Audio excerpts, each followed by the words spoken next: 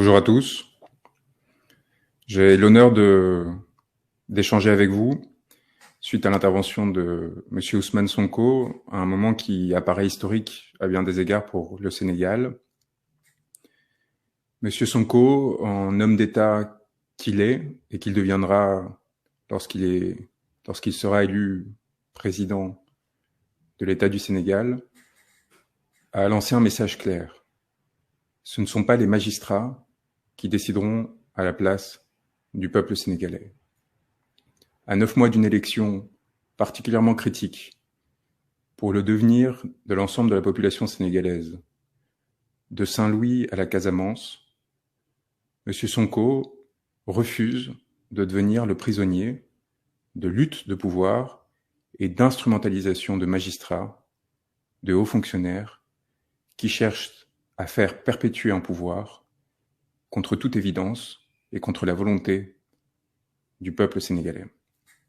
En tant qu'avocat, dans le cadre d'un collectif particulièrement important qui a vu les plus grandes éminences du barreau du Sénégal se mobiliser, non pas tant pour un homme politique, mais pour le devenir d'une démocratie et d'un état de droit, j'ai l'immense honneur d'accompagner M. Sonko, malgré les mesures qui ont été prises de façon honteuse et indécente par le régime pour nous empêcher d'assurer sa défense, que ce soit en expulsant ses avocats de la salle d'audience ou, comme cela a été mon cas, en me cueillant à la sortie d'un avion avec des hommes en armes particulièrement agressifs pour m'empêcher de défendre les droits d'un homme qui était persécuté par un appareil de pouvoir aux ordres de celui que je n'avais pas encore qualifié de tyran, mais qui commence de plus en plus à le ressembler. Monsieur Sonko a un peu moins de 10 mois d'échéance critique pour le Sénégal, qui vont déterminer l'attribution de ressources, notamment gazières et pétrolières, fondamentales pour le devenir de sa jeunesse et de son pays, refuse d'être le prisonnier des stratagèmes du pouvoir en place, refuse d'être instrumentalisé, refuse que son destin devienne l'enjeu plutôt que celui du peuple sénégalais. Et nous avons pour mission de l'accompagner, comme il nous l'a rappelé, car à travers lui, c'est les aspirations de tout un peuple qui doivent être soit respectées, soit battues par des hommes qui, dans l'avidité, dans la découverte de ces nouvelles richesses, n'ont qu'une ambition, les accaparer et non pas les partager pour investir dans le destin de leur pays. C'est là les velléités, que ce soit d'un troisième mandat ou de candidatures de substitution et des tentatives de division qui sont en train d'être mises en place par le pouvoir actuel afin de déstabiliser le front qu'avait réussi à constituer M. Sonko. Le droit n'est qu'un instrument du politique. Voilà ce qu'il vient de nous rappeler collectivement. Et le droit ne peut pas s'interposer dans la volonté politique d'un peuple souverain. Il y a des enjeux qui dépassent largement sa situation personnelle. Il a rappelé l'oppression à laquelle il était confronté. Et nous voyons parfaitement la stratégie de désagrégation, d'atteinte à ses intérêts et à travers lui, aux millions de personnes qu'il représente, qui est mise en place. Un objectif très simple que M. Sonko ne va pas se voir opposer. Il nous a chargé, à nous tous déjà, de commencer à l'accompagner pour l'après. Le régime a plusieurs options.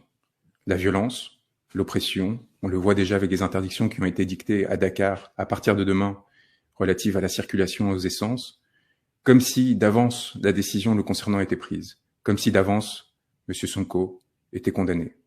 On l'a vu également de façon plus large à travers l'usage de la violence à son égard, à l'égard des militants du PASTEF, de façon générale à la population et en particulier à sa jeunesse qui souffre, des pêcheurs de Saint-Louis jusqu'aux jeunes déshérités ravagés par la drogue dans les faubourgs de Dakar, en passant par la population de Casamance qui s'est vue opposer un mépris extraordinaire depuis des années, d'une situation inacceptable et qui doit désormais cesser par les urnes, par la démocratie. Si jamais une opposition et un empêchement étaient imposés à M. Sonko, eh bien, la politique reprendrait tous ses droits. Voilà le message qu'il s'agissait de transmettre. À nous, avocats, d'accompagner M. Sonko et tous ceux qui sont derrière lui afin d'éviter cette situation, au pouvoir de se montrer responsable, de comprendre que son heure peut être à tourner et qu'il s'agit de remettre son mandat entre les mains du peuple pour que celui puisse décider librement. Nous en sommes au début d'une aventure extraordinaire, à quelques mois d'une échéance particulièrement importante qui ne s'arrêtera pas avec l'élection. Dès à présent, évidemment, tous les efforts doivent être mis en œuvre, non seulement pour protéger M. Sonko, mais plus largement pour se préparer à l'après. Nous sommes très fiers, comme il l'a rappelé, de ses contacts avec un certain nombre de dirigeants étrangers de la sous-région, et nous travaillons évidemment à l'accompagner et à le préparer et à l'aider à ce que les ressources du peuple sénégalais reviennent entre ses mains, que ce soit les concessions gazières et pétrolières, que ce soit la situation inéquitable de répartition des ressources, que ce soit la corruption extraordinaire qui a touché une grande partie des membres du régime actuel. Il y a des chantiers immenses qui sont nécessairement préparés dès maintenant. Les échéances atroces que l'on tente de lui imposer, volontairement humiliantes et dégradantes, sont une atteinte à la dignité, non pas de M. Sonko, mais de ceux qui cherchent à l'entraver. C'est avec honte que leur participation à ces manœuvres devrait être accompagnée. Et c'est à vous de faire ressentir cette honte puissante à l'égard de ces magistrats, de ces fonctionnaires qui participeront à cette comédie et qui chercheront à entraver votre destin. Nous sommes fiers, à notre place, avec humilité, d'avoir la confiance de M. Sonko, pour une raison très simple. En Europe, en France, j'ai eu le privilège de défendre des peuples opprimés, qui n'ont jamais bénéficié des arrangements de la France-Afrique et de la corruption que nous avons combattus et que nous ne cessons de combattre et de dénoncer. Le peuple sénégalais inspire des autres peuples, et en particulier le peuple français. Le peuple sénégalais sert d'exemple et de modèle. Sa capacité à résister face à toute forme de violence et à se mettre en danger pour s'assurer que ses dirigeants politiques puissent les représenter, puissent porter les intérêts et ne cèdent à aucun moment aux tentatives d'intimidation, d'instrumentalisation de la justice, de questions aussi essentielles que la lutte contre les violences faites aux femmes, que la lutte contre les violences sexuelles, que la lutte contre la réputation, contre les atteintes à la réputation, à l'honneur et a fortiori la corruption, ne deviennent des instruments politiques pour empêcher au peuple de recouvrer sa souveraineté. Nous le faisons en France, avec d'immenses difficultés, mais avec une expérience que M. Sonko a considérée comme importante, de voir partager aux côtés de confrères qui, de la Martinique aux Comores, en passant par l'ensemble des pays de la sous-région, travaillent aux fins de le protéger, aux fins de mobiliser l'opinion internationale et surtout aux fins de préparer l'après et de s'assurer que s'il arrivait au pouvoir, si le peuple sénégalais le désirait, très rapidement, il n'y aurait pas d'isolement, mais au contraire un soutien très important de la part des partenaires internationaux.